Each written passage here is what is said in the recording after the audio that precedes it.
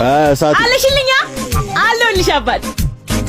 ወይ ይሄ በማርያም ጻናን የኔ ቆንጆ ይጣይ ወይ እድግ በይልኝ እሺ አማን ልጅ እኮ ግን በጣም ደስ የሚል ነገር ነው እስኪ አስበው ያልተበረዘ የራስህ ንጹህ ማንነት ብቻ አባትም ሆነ እናት መሆን እድለኝነት ነው ቢያንስ በህይወት ያለ ጥርጥር አንድ ሰው ይወድሃል ማለት ነው ኡፍ ብቻ ደስ ይላል አረ መመሰጥ ምን ነው ለሞለድ አስበሻል አረ ግን አውዬ ስንት ልጅ ቢኖርህ ደስ ይላል ያው ታውቂያለሽ ለቤተሰቦች አንድ እንደሆንኩ እና በልጅነቴ ወንድምና እንዲኖረኝ ይፈልግ ነበር ብቻ የሆነው ሆኗል ግን 3 ወይ 4 ልጆች ቢኖሩኝ ደስ ይለኛል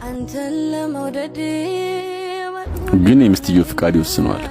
ምን ነው ሚስት ባረገኝና ያሻን በወለድኩልህ ምን አልሽ አይ አሪፍ ነው ያልኩት አንቺስ ግን እኔ ፈጣሪ ፈቅዶ እምወደው ልጅ ፍቅሬ ገብቶት የኔ ካረገው ከሱ ብዙ ልጆች ለመውለድ ነው ደሞ ሁሉም ልጆቼ አባታችን እንዲመስልልኝ ነው ፈልገው አንቺ እብድ ለምን በጣም እንደምወደውና ከልቤ እንደማፈቅረው እንዲያውቅልኝ ነው እንደዚህ ተወራለት ልጅ ግን መቼ ነው የምታሳይ አንተ ነህ እኮ ማለት አው እውነቴን ነው አንተ ነህ እንዴ ባለፈው ላሳየ ብዬ እኮ ስልክ ይዘህ መች ሰማኸኝ አረ አው ልጁን ደግሞ ሁሌ ላይው በአጋጣሚ ነው ማየው በቃ ባይሆን ቀጣይ ስታየው እንድታሳይኝ እሺ ፒስ አሳያለሁ አሁን ተነስ ወደ ስራ በቃ እኔ ምጥራሽ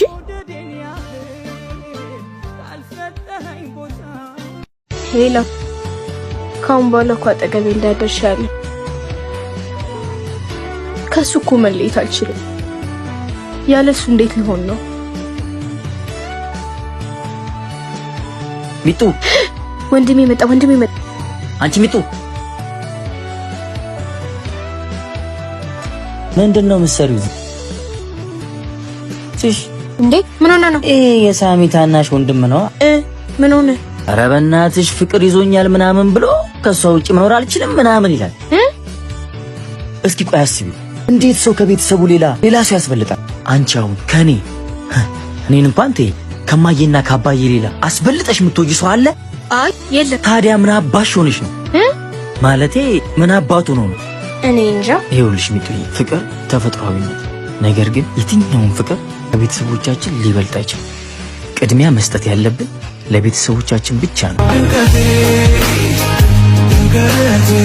ደሞ ፊትሽ ልክ አይደል አይ ትንሽ አሞኝ እና የሆነ ነገር ልጋብዝሻል